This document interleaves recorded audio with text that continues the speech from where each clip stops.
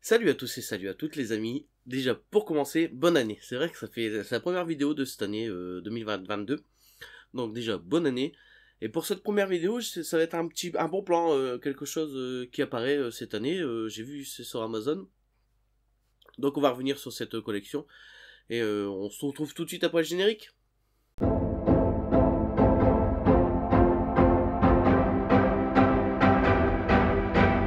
Ces 2 dernières années, on a eu des collections à bas tarif chez Urban Comics. Des collections à 4,90 qui sortaient dans un format souple, avec ces pochettes blanches comme ça, qui apprenaient des héros de DC. Il y avait quand même énormément de Batman.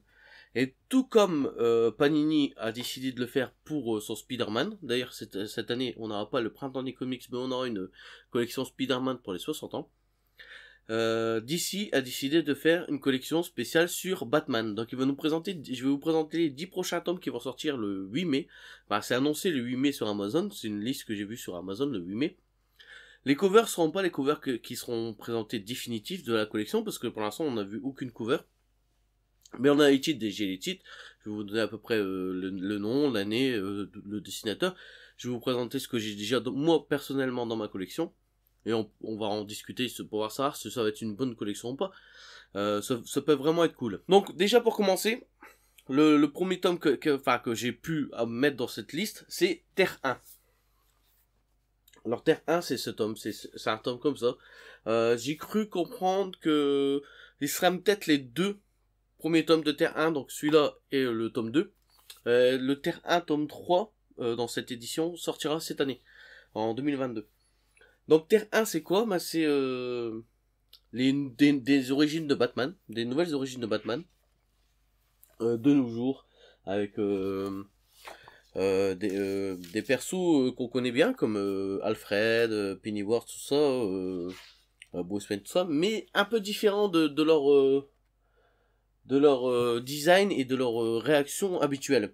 C'est vrai que Alfred, il est pas du tout comme dans la série qu'on connaît, tout ça. C'est une très bonne porte d'entrée dans l'univers Batman, et vu que c'est très récent, c'est bien scénarisé, c'est bien dessiné, tout ça, c'est un très bon comics à mettre entre les mains de quelqu'un qui veut débuter Batman, et pour lire des origin stories sur Batman. Parce que dans cette collection que je vous présente aujourd'hui, il y a plusieurs qu'on pourrait considérer comme origin story. Donc le deuxième que je vais vous présenter, c'est Curse of the White Knight. Donc c'est ce tome-ci. C'est un beau tome déjà, c'est un très beau tome. Ça c'était sorti à 22 € quasiment. C'est la suite directe de ce tome-ci. On l'a eu dans la collection il y a 2 ans. Moi je l'ai racheté je l'ai eu dans cette collection, je l'ai racheté dans une collection après. Et là ça va être la suite directe du premier tome. Donc dans le premier tome c'est avec Jacques Napier le Joker qui en avait marre de Batman, de ses agissements contre lui. Et les dégâts qu'il pouvait faire dans la ville, tout ça, et il voulait se présenter comme maire de la ville. Je vais pas vous spoiler la fin du tome 1. Le tome 2, c'est une suite directe. Et c'est franchement tout aussi bien. C'est une très bonne série, dessinée et scénarisée par Sean Murphy. C'est très beau, c'est très intéressant, c'est vraiment très intéressant les dessins. Ils sont vraiment très jolis. Là, on va intégrer le personnage, vous pouvez le voir sur la pochette, c'est pas Batman, c'est Azrael. Donc Azrael dans cet univers, c'est vraiment cool. On y voit bien sûr le Joker, on y voit aussi Harley Quinn, tout ça. C'est franchement, c'est pas dans l'univers principal, c'est dans un univers annexe que Sean Murphy a fait entièrement. Le troisième tome que je vais vous présenter dans cette collection, c'est Batman Sombre Reflet. C'est pas un comic que j'ai dans ma collection, donc je le lirai forcément dans cette collection parce que je n'ai jamais lu. C'est un comic qui date de 2016 de Scott Snyder. Donc c'est Batman n'est plus à Gotham City, enfin Bruce Wayne n'est plus à Gotham City sur le rôle de Batman, donc il fallait quelqu'un qui remplace le Batman dans cette Gotham City. Donc quelqu'un va prendre le costume de Batman pour faire le Batman. Je vous dis pas qui. Et ça va amener à des trucs un peu cocasses. J'ai pas lu l'histoire, je peux pas vous en dire plus. Le quatrième tome que je vous présente, c'est Le Fils de Batman. Je l'ai pas dans ma collection, donc je peux pas vous présenter, mais voici la cover. C'est un tome de Grant Morrison. Le cinquième tome de cette collection, c'est Le Cœur du Silence. Ce n'est pas un tome que j'ai dans ma collection, donc je le prendrai forcément pour l'y intégrer. C'est un tome qui est sorti en 2009 de Paul Dini et de Jesse Nguyen. Le 6e tome que je vais vous présenter, moi je l'ai dans une collection Eagle Moss qui était sortie il y a quelques années, donc ça fait partie du run du Batman de New 52 quand on a relaunché tout l'univers Batman par Scott Snyder. Si vous vous rappelez bien, dans cette collection justement qui était sortie déjà il y a quelques années, on a eu le Batman, la cour des hiboux et le 2e tome. On a eu le 3e tome, qui était un deuil de la famille. Donc on aura déjà une belle partie de la saga des New 52, qui était fait par Scott Snyder et Greg Capullo. Donc le tome 7 de cette collection, ça va être Batman Aventure. C'est ce tome qui reprend les aventures du dessin animé, sorti à l'époque par la série animée des années 80-90 de Bruce Timm. C'est vraiment un trip nostalgique, hein. Ça c'est un tome qui à la base qui vaut 10€. C'est plus petit qu'un tome standard.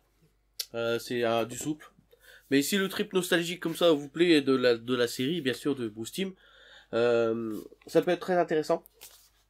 Moi je trouve que c'est vraiment c'est divertissant, en fait ça reste assez cool à lire. Pour un vrai trip nostalgique, franchement je trouve ça vraiment très très bien. Donc le 8e tome de cette collection que je vais vous présenter, c'est Batman The Dark Knight Returns de Frank Miller.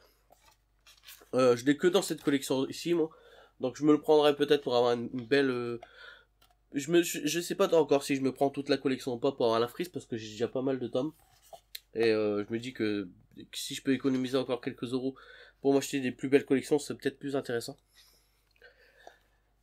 Mais c'est un tome que j'ai pas encore lu, et c'est acclamé par la presse, par beaucoup de lecteurs d'ailleurs. Moi c'est déjà un tome que j'ai eu en occasion, ça j'avais payé 4€. Ça va être quasiment le prix dans la version souple qui vous sera vendue le 8 mai. Donc le 9e tome de cette collection, ça va être Batman année 1. Je l'ai aussi dans une collection, dans une édition de chez Eagle Moss. Ça va être les tout débuts de Batman. Donc encore une origin story comme Batman année 1, mais là c'est dans l'univers, on va dire, canon.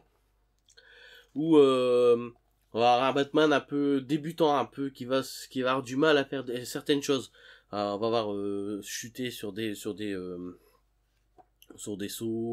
se prendre des coups qui ne se prendraient plus actuellement. Mais ça va être aussi la première année de Gordon. Donc c'est un très très bon comics que j'ai lu. Le design et visuel peut paraître un peu daté. C'est vraiment à s'y faire et à y rentrer dedans.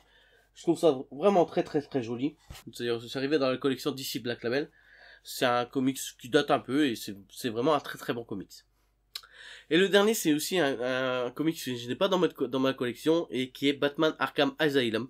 Donc les dessins font un peu style aquarelle, vraiment très très spé. Voilà, j'ai pas encore lu, je l'ai juste vu une fois en feuilleton magasin.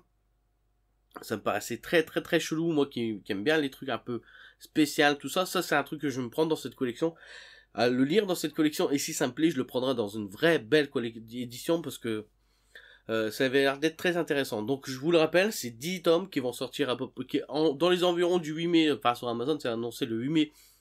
Ça peut encore bouger, c'est pour ça que c'est un peu tôt pour en parler encore, mais c'est une collection que je vous présente. Donc les 5 tomes les 10 tomes à 5€, donc ça fait 50€ le tout,